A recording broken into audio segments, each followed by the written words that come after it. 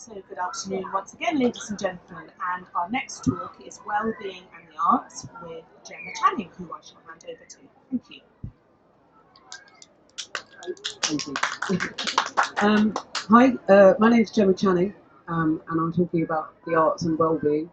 So a bit of background on me and where this kind of came from. I'm an artist and an occupational therapist, which basically means I'm really interested in the things that people do and how that contributes to how they feel and their health and well-being. I came to find out about the arts in health when I was a student therapist. I was given the task of running a dementia daycare group at Planet Mental Health Unit, and the group was called Cognitive Stimulation Therapy. With the sort of the underlying principle is if you engage people in activities that interest them, it improves their health and well-being. One of the activities that we used a lot and got a lot of really good feedback from was art, and I really enjoyed those sessions. So I had a look into it and found out there's huge connections between arts and the health and well-being, which is what I will now talk to you all about. So in terms of the benefits of arts and health and well-being, they're all very much interconnected, but for the purposes of today, I've split it up into physical health, mental health, and kind of social health. But we all have that understanding that they all link very closely together. I'm just going to pop this down. So in terms of physical health, it goes right across the board. So we're talking about the very fine motor skills involved in drawing. So this is something we use a lot with children when we talk about the arts and health, is using artistic and creative activities to develop fine motor skills, the actual act of holding a paintbrush, and also hand-eye coordination, being able to see something, have a vision in your mind, and to be able to create that picture builds the hand-eye coordination that you can then use for other activities, like doing up buttons, doing up your coat zip, those sorts of things. There was some really interesting research done at the Sydney DeHaan Centre, which is in Folkestone, about increasing lung capacity by singing. It's a really long piece of research. It went over 5 years, and they found that people that engaged in singing on a regular basis increased their lung capacity and had and they did research with people with COPD and lung cancer and other respiratory illnesses, and found out that even people that already had damage to their lungs, it still had a beneficial effect to them. In terms of our brain, physically, it lights up areas of our brain. So physically, there's more neurotransmitter activity that happens in our brains when we engage in the arts. You can see this on MRIs. More areas of the brain light up. There's more neural pathways being formed. There's more connections being formed in the brain when we engage in anything creative. And it doesn't have to be painting a masterpiece. It can be gardening. It can be making a cake. It can be listening to a piece of music, writing a piece of music. Anything creative builds those connections in the brain and makes the brain stronger and healthier physically as a result. It also encourages the body to produce dopamine, which is the happy hormone, and allows the brain to continue to produce dopamine. Even after you finish that activity, your brain will continue to produce these feel-good hormones.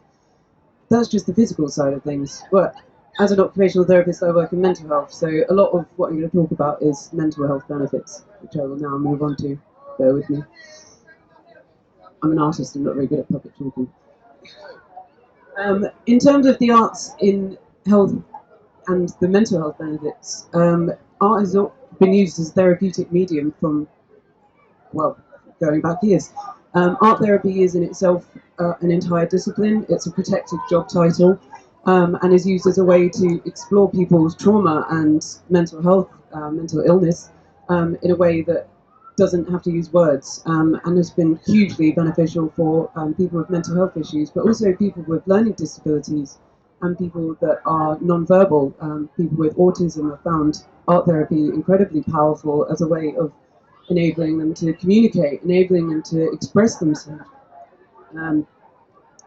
Like I said, because the act of engaging and creating something produces dopamine in the brain, from a mental health perspective, what that means is that there's less depression as a result of that. It puts our bodies under less stress. The central nervous system doesn't produce as much cortisol, which is, sorry, I know I'm going off on a hormone tangent, but cortisol is the stress hormone, that tense hormone that gets released in stressful situations. And the act of engaging in creative activity suppresses that and increases the supply of dopamine over a sustained amount of time that can actually change the makeup of your nervous system, change your mental health. It can have a really significant impact on your mental health. Okay. Yeah, another thing that I find really interesting is that it teaches us how to focus.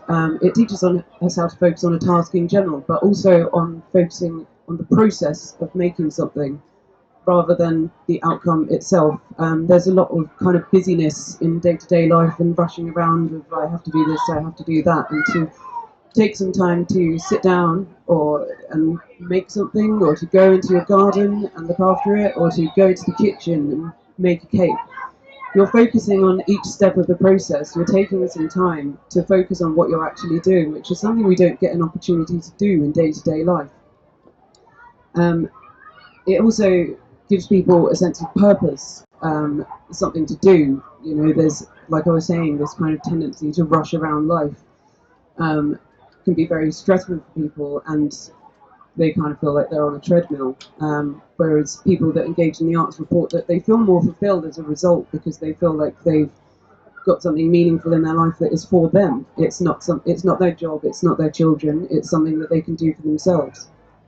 In terms of doing something and the nature of being engaged in something, there's a state called being in flow, which is sort of similar to being in the zone, which is when you're in the act of doing something and you forget what's going on around you. It's called a state of flow. It's something that we use a lot in occupational therapy, but it also comes up in psychology, it comes up in music and sports, it also comes up in a lot of Eastern religions, in Buddhism. This idea of going inward and focusing on what you're doing and being present in what you're doing. And the impact that being in that state has is actually incredibly interesting for me. And using the latest technology, I can show you the impact that it has. Okay, so there are things that happen in our brain called neural oscillations. That's basically brain waves. So day to day, our brain will have neural activity that's going on constantly. And that's called beta brainwaves. So if you get hooked up to an EEG machine, which is have all the pads on your head, the bit of paper that prints out will look something like this. This is your day-to-day brain going about your day. When you get into this state of flow, when you're engaging with something creative, it changes. It slows down and it turns into something called alpha brainwaves. So the bit of paper coming out of the machine would look something like this. This is incredibly high-tech stuff. Those alpha brainwaves that's the same recording that you would get if you were meditating or if you were in a deep relaxation state. You can bring your brain into that state, and that's not just your brain that's responding like that, that's your whole nervous system. So that's having an impact on your body, that's having an impact on the hormones that are released in your body, that's having an impact on your thyroid, all the glands, the stress in your body, it's having an impact on how relaxed your muscles are, it's having an impact on how far you can see, it's having an impact on how well you can hear. It literally impacts every area of your body. So that's the mental health benefits. In terms of social health benefits, and by that I mean kind of the benefits for communities, there's a lot of research about attending art galleries and cultural kind of institutions like museums, community gardens, those kind of places, and that they bring together people in a way that reduces isolation. Essentially, it gives people a meeting point and it gives people a common interest, which enables social interaction. It also gives people something to talk about, because one of the big issues with isolation is that people find it hard to connect with each other without having a common issue to talk about, and art is a very positive subject for people to kind of broach, especially people that might find it hard to connect with other people. There's been some fantastic research done into the use of art galleries as safe spaces for migrants, and the findings have been incredible. There's been reduced levels of psychosis reported with migrants that have worked with galleries, and social cohesion projects, versus migrants that haven't been able to have that opportunity. So this is having sort of very wide reaching impact. The great thing about the arts as well is, like days like today, these kind of events bring people together, and it's a leveler. It's not just one type of person that comes to this. All kinds of people from all walks of life come together, and it really encourages social cohesion, especially anything that involves children, because children don't see those barriers like we do as grown-ups, and that brings communities together, which is why things like today are so important. In terms of what it can do for older adults, it can, in terms of reducing isolation, that keeping mentally and physically well prevents the possibility of them feeling isolated, because they have places to go to, they have people to talk to. So it has an impact on people individually and as a community. Areas that have public art and street art that's commissioned to be there, as opposed to sort of tagging, but like street art, huge graffiti murals, public art in public spaces have fewer incidences of crime. They have less antisocial behaviour reported, because the better an area looks, the more pride people take in that area, the more they care about the environment, the more they care about their neighbours, the more they care about the world that they're living in. It has this huge impact socially. With that in mind, of the benefits of health and on your health and well-being of engaging in the arts, I came up with a list of 20 things you can do creatively to improve your health and well-being for free.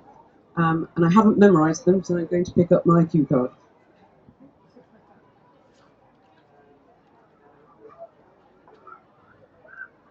Okay, so first of all, go to a free gallery. There's one down the road, but there's also there's not just Turner. There's others in Margate, in Ramsgate, Canterbury, London. Take a friend. If you don't have any friends, go to a museum coffee morning. Make some friends. Tear up your newspapers and magazines. Make a collage with your kids. You can make new artwork without needing to buy anything. Tear up leaflets that come through your doorway. I can really highly recommend, there's an app called Pinterest, where a lot of artists, professional and amateur artists, upload their artwork. Download it, scroll through it. Just looking at art can have an impact on your health and well-being. There was a really interesting piece of research about viewing art in hospitals, and hospital wards that have artwork in them have reduced levels of reported pain from patients than hospital wards that don't have art. And it actually extends to the type of art as well. Images of nature, landscapes, seascapes have the most positive impact on reported levels of pain. If you go to Margate Hospital, you will see lots of paintings of landscapes. There is a reason for that. Number 5, rearrange your living space. Go to the beach, get some pebbles, pick some flowers legally, or get some from your back garden. Talk to your doctor about arts on prescription. This is a new free initiative that's being run across the country. It's arts on prescription is that your doctor, if you go in with any condition, you can ask to be referred to arts on prescription, and there's groups and organisations that can, all free, you can get engaged in. So you can learn to play a musical instrument, you can go to a yoga class, you can go to a painting class. Go to the library. Margate Library has lots of free arts events. I know because I run some of them. And they're always free. They're usually on weekends. Go there, get involved, you can meet people. Book clubs. Reading is a creative activity, reading and writing. There's a lot of writing groups at Margate Library. There's a new book club that's starting tomorrow at the Margate Bookshop at 4 o'clock. It's free. It's a lovely setting too. Borrow tiny pencils from Argos if you don't have access to art supplies. In terms of other free art supplies, there's chalk all along the coast. You can grab a lump of chalk and draw on the floor with your kids anywhere. The tide or the rain will wash it away. Ageless Planet on Margate High Street constantly is running some amazing courses. They're doing a photography course at the moment. They're all free. Just go in and sign up. Start your own art group online or with other people, with your friends. Join a community choir. I think there's about 7 in Margate now. There seems to be another one opening every day. Join one. It's really good for you. YouTube tutorials. Go online. Do a YouTube tutorial. There's everything on there, from learning to paint a masterpiece to mastering the bassoon, whatever you're interested in. put some music on and dance around your flat, your house. Bonus points for singing along too. Community gardens. So we've got the Windmill Community Allotment in Dane Park.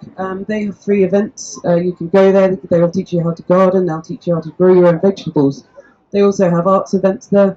There's also the Garden Gate, which is in Northdown Park. Sorry, that's another amazing resource. They're open every day. They do some fantastic projects there. They do tie dyeing, painting, vegetables, cooking classes, everything. You can do online courses. There's online courses for coding if you want to make your own apps, if you want to learn how to use kind of open source software. There's open source software called Blender if you want to learn how to make stuff in 3D. Make your own Play-Doh. You just need salt, flour and water. Add some, what's it called? Food dye. Sorry, my brain is freaking out. Join a knitting group. There's one that meets up in the kitchen on Cliff Terrace every Monday, 10 till 12. They all just turn up, bring their knitting, and basically have a chat. Sounds lovely.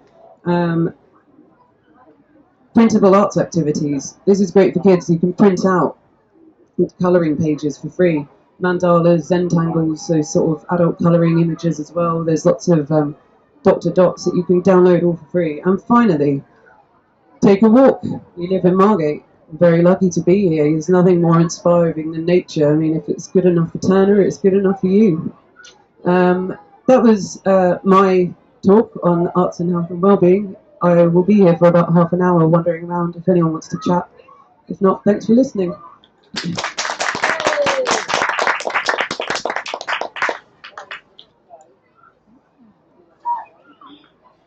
Thank you, Gemma. So a really interesting talk, very interesting to hear how art affects our brains. And when the statistics in the current society are that most of us are in a state of stress 70% of the time, it's really important that we address our well-being before it leads to mental health. So thanks once again. Can we give Gemma some more appreciation, please? So our next talk will commence in about 15 minutes, and it's with Emma Butler, following on a theme of looking after your well-being again. So I hope you stay for that. Gemma, how can we get hold of you, by the way? My name is Jemma Channing, and if you just jemmachanning.com. JemmaChanning.com. These talks are going to be recorded as well, so we'll make sure that we have all the details of our speakers ready and available for you on the Cliftonville, on the Grass website. Okay. Thank you so much for your attention. Any day. Channing. Channing.